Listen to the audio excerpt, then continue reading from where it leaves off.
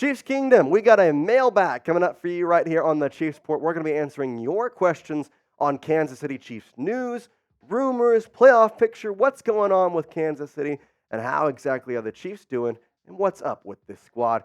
So let's get right into it here with the first question coming from Cole Kelleher saying, do you think Justyn Ross will play again this year for the Chiefs after all the development, excuse me. I think he will, but I don't know if he'll play in the playoffs. Now, how exactly would that be? I think here's the problem. You're going to get him back, in my opinion, around week 15, week 16, which means you're going to see him in full force for probably about 3 weeks. At that point, you're probably going to have Rashee Rice in full form. Hopefully, Sky Moore is feeling up to better quality. Kadarius Toney can hopefully be fully healthy at that point. I'm hoping MVS figures it out, which, by the way, I did want to mention, he had a block on that Rashee Rice touchdown that was a huge piece to getting that score. So I want to shout out him. I know he has had some drop problems, but I appreciate him there. I don't think that they would necessarily keep him on the roster, though, because if he comes in at week 15 and you already have some developed receivers, there may be other needs elsewhere at that point, surprisingly so. So I think he'll come back. But again, he didn't really play much this year. In the 7 games, he only had 3 receptions for 34 yards. So we'll see to what extent, but I do think he will play again this year, to answer your question. Next question here coming in from Tony Fuentes saying, will the Chiefs get their first-round bye and home field again? I really hope so, and I think they will, because when the Chiefs control their own destiny, it seems to work out well. Now, the playoff picture is kind of swirling at the moment because everybody's so close. But the thing that I like to point out is if you look at those division leaders, you have the Chiefs mixed in with the Ravens, the Jaguars, and the Dolphins. 2 of those you've beaten. The other one, you have a better conference record than. So therefore, you win on Sunday against the Packers. You are then in control of your own destiny. If you lose Sunday, then you're going to need some help. The Ravens do have a tough schedule coming up. I think, though, the Chiefs will get the victory ultimately and have that number 1 spot when all things are said and done. Next question coming in from Jimmy Two Shoes. I like the name. What is the likelihood the Chiefs re-sign Chris Jones? I've kind of wanted to talk about this, but at the same time, it's hard because the likelihood seems to be a little low at the moment. As of now, there has been a lot of problems with cap space, understanding how exactly they're going to bring him back. And there's a belief around the league that Chris Jones is going to be upwards of $30 million per year, which as of right now would be all of the Chiefs' cap space. They have $31 million. You can't exactly spend that all on one player. Unless, I guess if you win the Super Bowl this year, there's a chance because, Marquez Valdes-Scantling's eating up $14 million. You could cut him. Not that Kadarius Toney is necessarily a cut candidate right now, but he's coughing up about $2 million. You got Neil Farrell Jr., who was honestly signed on, traded by the Raiders to the Chiefs for depth reasons when Chris Jones was still in his holdout. You could cut him. That's $1 million you can get back.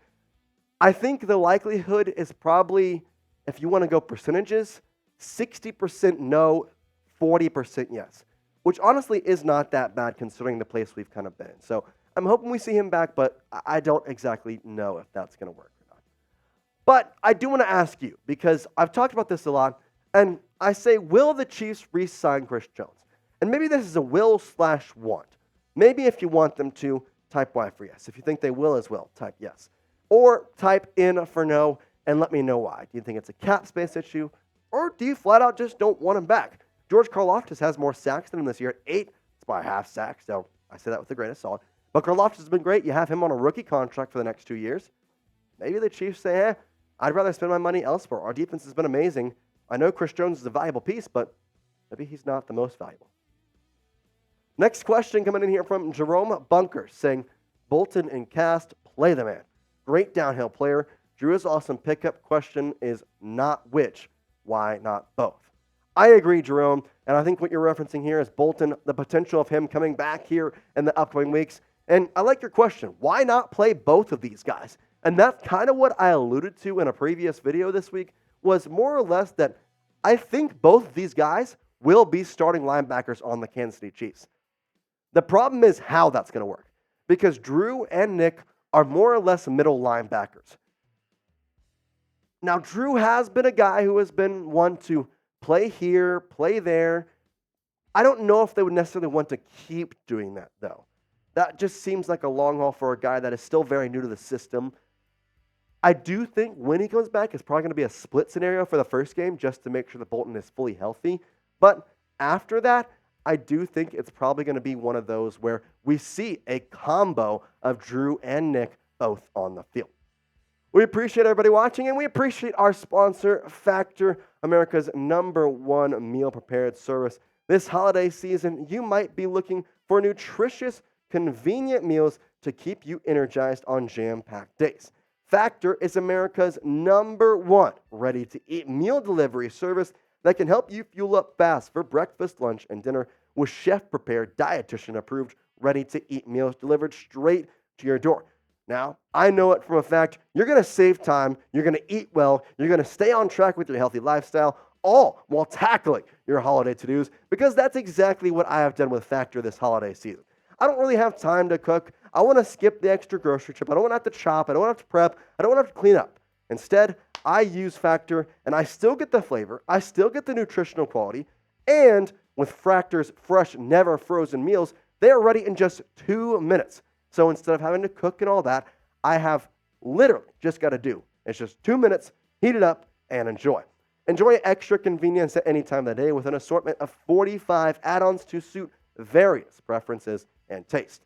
Choose from breakfast items like their delicious apple cinnamon pancake, bacon and cheddar egg bites, and potato, bacon, and egg breakfast skillet. Or for an easy wellness boost, try refreshing beverage options like cold-pressed juices, shakes, and smoothies. Head to factormeals.com/ChiefsChat50 and use code ChiefsChat50 to get 50% off. Again, that's ChiefsChat50 for 50% off. Factormeals.com/ChiefsChat50. It's the easiest way to stay on your dietary preferences during this holiday season. Next question here coming in from Jonathan Light saying, at this point in the season, did you ever imagine that the Chiefs are buying for the 1 seed and Buffalo and Cincinnati can miss the playoffs? The first part, yes. I did think the Chiefs may be at a point where they're buying for the 1 seed. I think that was pretty much kind of a thought through the entire thought that it was going to be the Chiefs around that area. I didn't know if they were necessarily going to get it. The second part, though, was a little questionable. Buffalo and Cincinnati missing the playoffs is wild. Now, at the same time, the real answer to that one is Buffalo. Because Cincinnati, okay, you lost Joe Burrow again. That you can't really control that, and that's ultimately the reason that they're probably not going to make the playoffs. Buffalo, though, you have Stephon Diggs, you have Gabe Davis, you have Josh Allen. Their defense has kind of been injured, but at the same time, they've been good. What in the world happened? How are they not playing at a playoff caliber level? It's crazy. It's crazy. Next question here from Nick Yates saying, bring Niko Rimo up from the practice squad and give him a chance at making the roster. So, like the question, he is on IR for the entire year, though. So, Rimo will not play this year.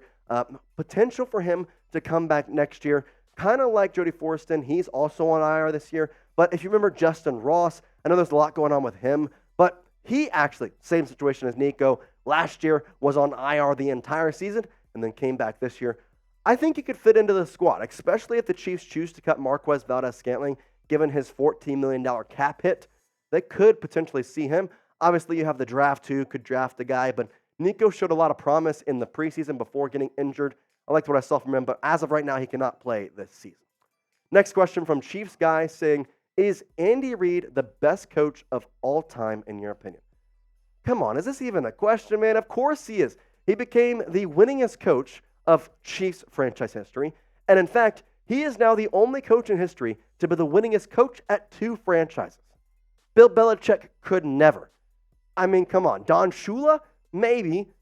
But it's Andy Reid because guess what? He's going to continue to get those wins. And as Travis Kelce said a couple weeks ago, he's going to make sure to get him the #1 spot in all-time Chiefs coaching wins. J.J. Hackett saying, will the Chiefs beat the Bengals? Yes. Yes, they will. Joe Burrow is not playing. If we lose to the Bengals, there's some problems. That should not be a problem. At the beginning of the season, 100%. I thought, okay, that was a tough game. In fact, When I did my preseason predictions, I had the losses being to the Eagles, the Bills, and the Bengals, all in the back half of the season. Now I don't know if you lose to either the Bills or the Bengals. I mean, it's freaking crazy, but no Joe Burrow, not a chance. Nothing to do. Now you do see the schedule. You see the Packers coming up. I want to be the first one to say, we need you to like the video. You see, we've done this each and every week right at this time.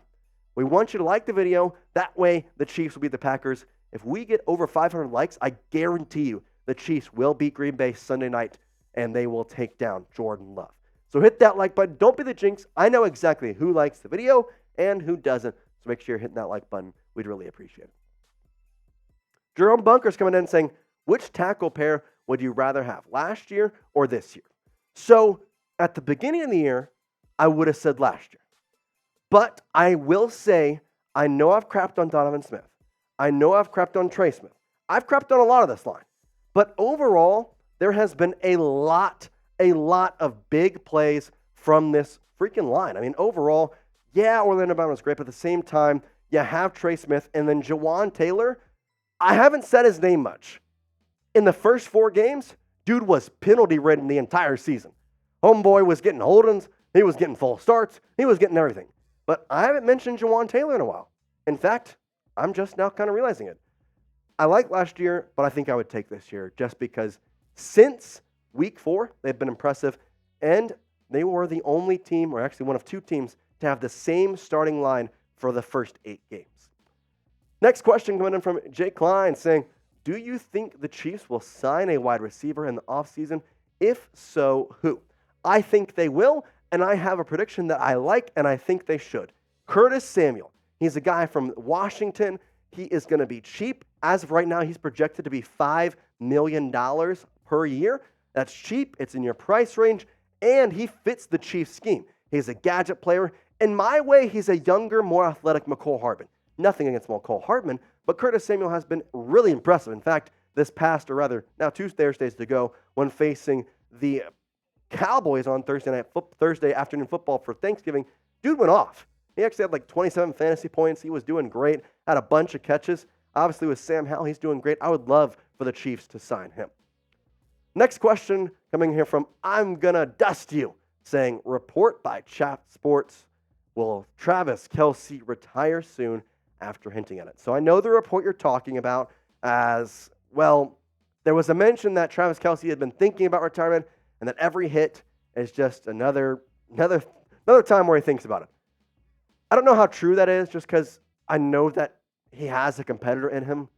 I will say Taylor Swift may throw a wrench in all this, not to bring her up, but I mean, the dude's made a lot of money and Taylor has made a lot more. So he could definitely retire and live a nice long life without having to worry about it. I don't think he'll retire in the next 2 years, though. I would say at least see him next year. But we'll have to see. I love Travis, and I hope he doesn't. All right, if you made it to the end of this video, type real one in the comments. I really appreciate it. I know some of these videos, they take time out of your day. You spend time with me, and I really appreciate it. I love spending time with all the Chiefs support members, and I appreciate you. As always, Chiefs Kingdom, peace out.